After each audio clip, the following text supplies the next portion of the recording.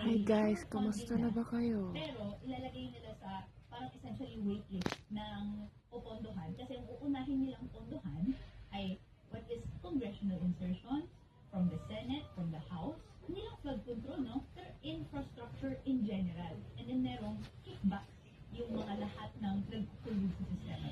So this is the system you're up against. Isa ka sa mga batang congresswoman or party list representative, mataas ang pagtingin sa mga legislator. Tapos may nangyayari pa lang ganito. And now you're a part of it. Naisip ko, nakakasuka, karamihan ng mga nandito ay hindi galing sa mga maralita at mahihirap na backgrounds. Hindi nila alam ang totoong kalamlangan. Pero sa sistema po ng politika dito sa Pilipinas, hindi natin nakikita na responsive naman yung mga nasa kapangyarihan. Kailangan po talagang may tunay na pagbabago. Sa araw na ito, hindi lang sa luneta pinarinig ng mga nagrarally ang kanilang boses.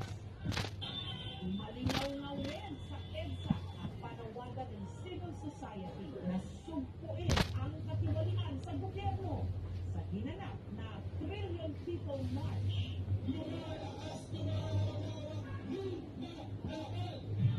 Lahat ng protesta ngayon kasabay ng ika-53 anibersaryo ng pagkakadeklara ng martial law sa Pilipinas.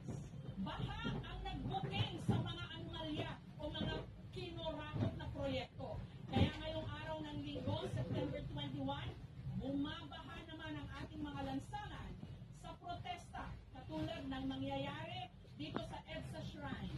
Hello po. Hello po.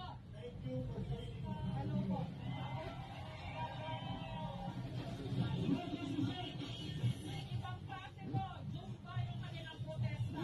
Ang message ko lang sa mga kurap na gobyerno ay dapat yun ang pag-usahan at patulong lagi kayo kasi marami na masyadong nahihirapan lalo-lalo na pag tuwing bagyo at yung mga pondo na pinaghihirapan ng taong bayan binunustay nila sa maling paraan mga pasinela kayo! Halika dito, halika dito. Hindi ka naka-high heels. Walang naman. Kamusta? Iba naman ang t-shirt ni Gardo. Proud to be Filipino, ashamed of my government. Salamat sa mga pag-aaral ninyo. Lalo-lalo na sa inyo, Ma'am Jeng. Salamat din sa inyo.